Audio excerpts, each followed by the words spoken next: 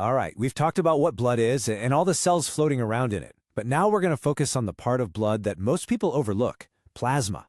And listen, it's not just some watery filler. It's actually the main thing controlling your blood volume, your fluid balance, really your whole circulatory system. So let's get into it. So let's start with a really simple but kind of profound question. You've got all this liquid sloshing around in your blood vessels under pressure. So what's stopping all that water from just leaking out into your body tissues? The answer to that mystery is hiding in plain sight, inside the plasma itself, and that's exactly what we're going to figure out. Okay, first things first, plasma. We've got to stop thinking of it as just the liquid that gives blood cells a ride. It is so much more than that. It's the unsung hero that's actually determining your blood volume and managing the entire fluid balance in your body. And if you need proof of how important it is, just look at the numbers. When you break down what's in your blood, plasma isn't a small part of it. It's the majority. A whopping 55% of your total blood volume is just this liquid plasma. Everything else, all your red cells, white cells, and platelets are crammed into the other 45%. And this is what it actually looks like if you separate it out. You spin a vial of blood really fast, and the heavier cells all sink to the bottom. What's left on top is this clear, kind of straw yellow fluid. That's your plasma. Now, about 90% of it is water, sure, but the real magic, the important stuff, is in that other 10%. So why do we care so much about its volume? Well, because your plasma volume is what directly controls your blood pressure. It's a simple equation. If your plasma volume drops, your blood pressure falls. If it goes up too much, your pressure rises. It's a direct one-to-one link that's absolutely critical for your circulation. And you know what's really cool? You can learn a lot just by looking at it. Normal plasma should be clear, but sometimes it can look cloudy, almost milky. That's called lipemic plasma, and it's a dead giveaway that there's an excess of lipids, fats, in the blood. It's a quick visual clue for doctors about what's going on with your metabolism. Okay, let's zoom in on that critical 10% of other stuff in the plasma.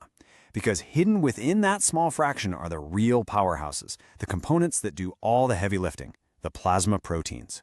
Now, you might look at this number, just 6 to 7%, and think, that's it? That's not very much. But you've got to resist that urge. Don't let that small number fool you. This tiny percentage is doing a massive, massive amount of work for your body.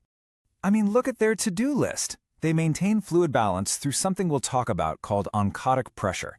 They help keep your blood pH stable. They're like the body's FedEx, transporting hormones and drugs.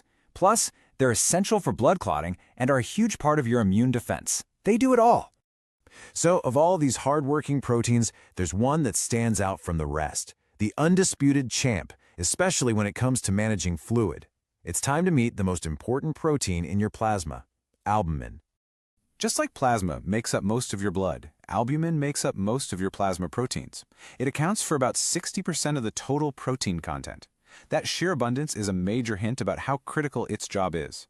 So what is its job? Well, albumin is the main generator of something called oncotic pressure. The easiest way to think about it is like a water magnet. It creates this pulling force inside your blood vessels that constantly draws water in and, this is the crucial part, keeps it there. It fights against the physical pressure that's always trying to push water out.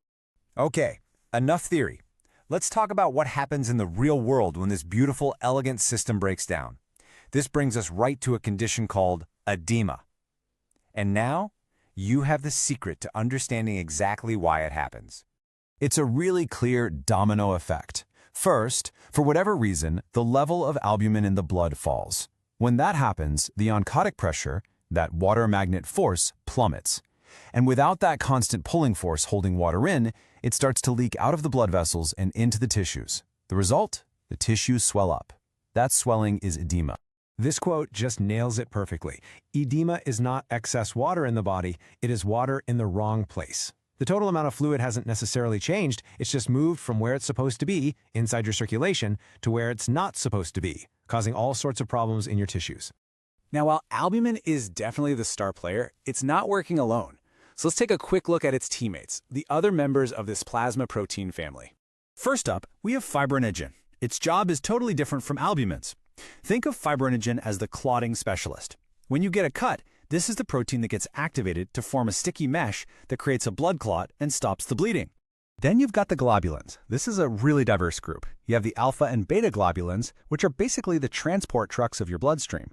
They haul around everything from cholesterol, like HDL and LDL, to iron and vitamins. Then you have the gamma globulins, which have a completely different role. They're your antibodies, a critical part of your immune system. But let's bring it back to that water magnet force we talked about. This chart makes it crystal clear why albumin is the star. Yeah, all the proteins help out a little, but it's not even a close competition. Look at that.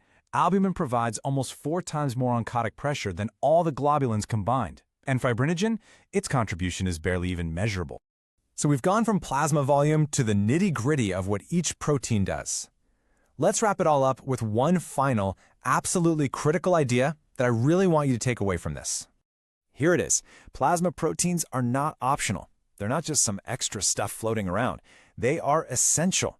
They are the managers of your circulation, the preventers of edema, the transporters of vital cargo, and the protectors of your body. Without them, the whole system just falls apart. And if you only remember one single sentence from everything we've talked about, please let it be this one. Your body's fluid balance, it depends more on these proteins than it does on the water itself. It's all about keeping water in the right place.